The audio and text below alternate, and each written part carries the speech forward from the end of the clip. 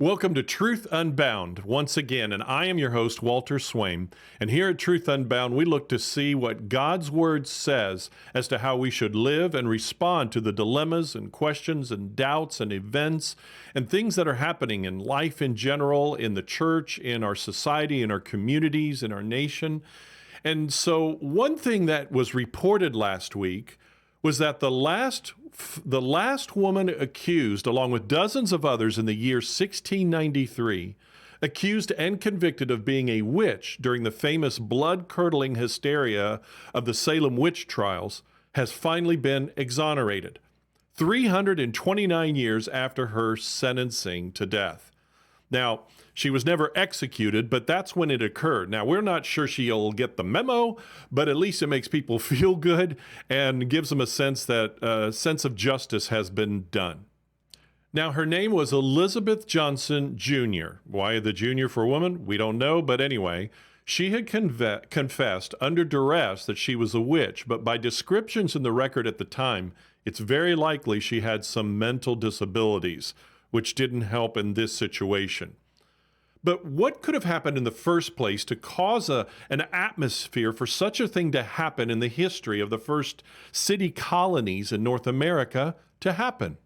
Already, dozens of women, and including some men, were hanged for witchcraft under condemnation as witches. Now, today's scholars for years have conjectured that, well, it was really a perfect storm in the history of the culture of that area in which Salem, Massachusetts was in, and other nearby cities like them. It was just the way the period was at that moment. It was a perfect storm, that religious Puritan fanaticism, defaulting to every bad thing being due to demonic causes.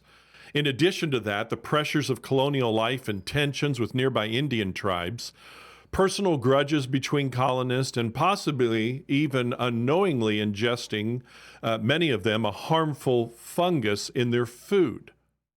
So all of these factors mixed together to help create the hysteria of villagers, which ended with 20 accused. In this instance, 20 were accused, mostly women, of casting spells and thus ending their lives, mostly by hanging. And then 13 more died in prison awaiting their fate. All of it based on rumor and speculation, not true evidence. Well, the story goes that the main trials in Salem were triggered by about 2 to 3 of the young girls who were found convulsing and muttering unintelligible words, and they couldn't find a cure for them no matter what they tried. Now, these girls accused 3 women of spells and witchcraft, and from there it spiraled out of control, just swallowing others in the hysteria, as we said before. Now, in the years after it finally subsided, one of the judges had expressed guilt about being a part of it and how it was done and carried out. Well, by the year 1711, their convictions were overturned, and in 1957, they were all exonerated by the state of Massachusetts, all of them except for Elizabeth Johnson Jr. Inexplicably, she was somehow left out of all these retractions. But with the help of a civics teacher and her 8th grade class and a state legislator who joined with them in their efforts, she has finally been exonerated by name. Now, this leads us to ask a question with something that has grown in great interest lately. Are witches, real witches, are they real? Do they exist today? And what does God's Word say to us as believers about witches, witchcraft, and spiritism? Well, that's what we're going to find out right now.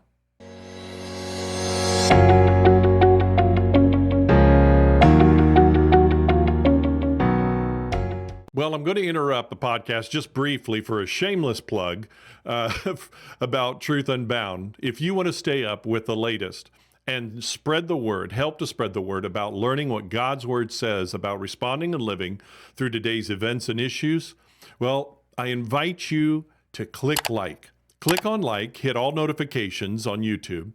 Also subscribe to our podcast, follow it, and share it with others. Okay, well, let's get to today's extremely interesting question. In the last 2 to 3 years, it has been reported that there is an increasing growth by many involved in spiritism and witchcraft. Now, it is especially growing among young people, and even more so, mostly with women in the U.S., because it is perceived, they say, as empowering to women. It is a feminist thing. Well, it's this growth and interest and involvement that brought us to do this topic today. There are dozens of types of witchcraft and witches. Now, most of them, their style or type of witchcraft is relative to if they are religious, in other words, worship a god or goddess or spirit, or non-religious, and by what type of items and methods they use. The most popular form today is called Wicca. Now, this became popular in the 1950s, and though tailored by most who adhere to this to their own set of beliefs within it, its practices generally emphasize nature and the environment, rituals, magic, and pagan worship or paganism.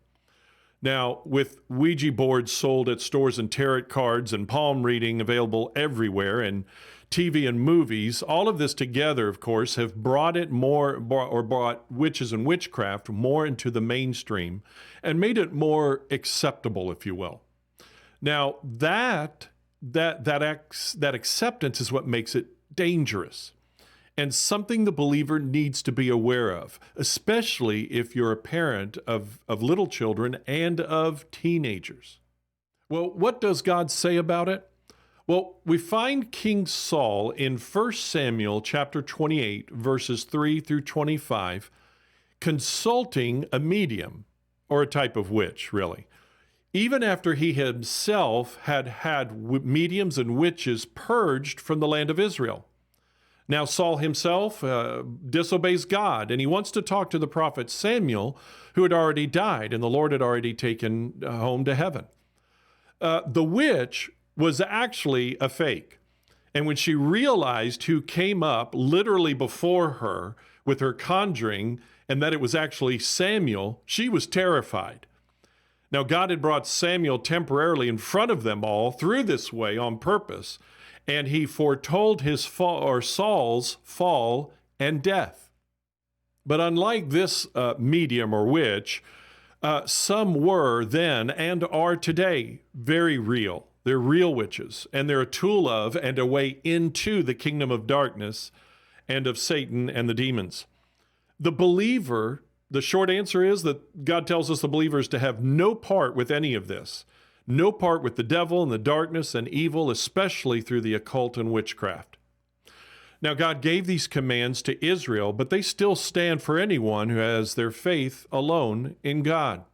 And he tells us this in Deuteronomy chapter 18, verses 10 through 14. There shall not be found among you anyone who makes his son or his daughter pass through the fire, or one who practices witchcraft, or a soothsayer, or one who interprets omens, or a sorcerer, or one who conjures spells, or a medium, or a spiritist, or one who calls up the dead. For all who do these things are an abomination to the Lord. And because of these abominations, the Lord your God drives them out from before you. You shall be blameless before the Lord your God. For these nations which you will dispossess listened to soothsayers and diviners. But as for you, the Lord your God has not appointed such for you. Now, that's a pretty straightforward command, and it goes for us as well. But also God says the believer's not to be involved in witchcraft and sorcery because of the Holy Spirit of God who dwells in us. Therefore, we are not to dwell in and with those of darkness when we have God. The devil and God cannot dwell in the same person and in the same place.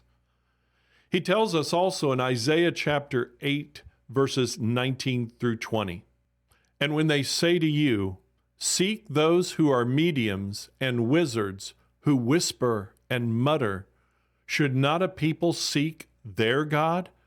Should they seek the dead on behalf of the living? To the law and to the testimony, if they do not speak according to this word, it is because there is no light in them. And so let it be clear, witchcraft, occultic practices, paganism, spiritism, all are forms of idolatry and a part of a sinful life and heart and desires, all of which God says we are to have no part of. He says so, for instance, also in the New Testament in Galatians chapter 5, verses 19 through 21. Now the works of the flesh are evident, which are adultery, fornication, uncleanness, lewdness, idolatry, sorcery, hatred, contentions, jealousies, outbursts of wrath, selfish ambitions, dissensions, heresies, envy, murders, drunkenness, revelries, and the like, which I tell you beforehand, just as I also told you in time past, that those who practice such things will not inherit the kingdom of God. So again, God is very clear. He does not fail to speak to this directly with his commands and his principles in his word. The believer in Jesus Christ, the one who believes in God and follows him alone by faith, is to have no part with witches, seances, sorcery, drug-induced rituals, spiritism, and those things related to all that. We must also be careful to study and research the latest fads and trends to see if there is any hint of any of this sorcery in it. Some of them will appear as harmless and simply ways to know yourself better or to function better daily. And a big example of this in recent years is the anagram. Now, the founders of this anagram, supposedly this benign personality test or system, have admitted to being involved in spiritism, the occult. One of them is involved in Sufism, which is a mystical branch off of Islam. The other has been involved in Indian mysticism and spirit guides. Yet many believers have flocked to it without any careful investigation or mindfulness at all. I will have a couple of key articles on this in the description of this podcast so you can follow up on this. But again, all of this, whether it's Wicca or witchcraft or systems like the anagram, they have influences that are similar to or interwoven with New Age beliefs and practices as well. The believer is to steer clear of all of them, no matter how harmless or intriguing or exciting it may be. It is deceptive, and you and I need to avoid it at all costs. Also, be aware of this. As you study what the Word says about Satan and demons and the kingdom of darkness, you do need to be aware and knowledgeable about it all, okay? It's part of the doctrine of the Bible. It's part of the whole counsel of God. But be careful to not be lulled into the intrigue and curiosity and go deeper to such a point that you fall into this trap of Satan to draw you in and keep you buried in it. Stay in the light of Jesus, even when you study the darkness. Jesus is enough. You need nothing and no one else. You have every resource in Jesus Christ who dwells in you. Every resource is in him to live the life that he wants you and I to live, and to live with joy. Well, God's instructions about this are quick and direct. There's no excuse. There's no doubting. He tells us, stay away from it and stay with me and in me. And I hope that this has helped you to understand what it's about and to follow the Lord and to stand firm in your faith. But feel free also as well to respond with questions or experiences related to this in the reply section. Don't forget, though, if you would, to click like and subscribe and share the podcast with others. And just follow Jesus. If you follow Jesus, you'll always follow the truth.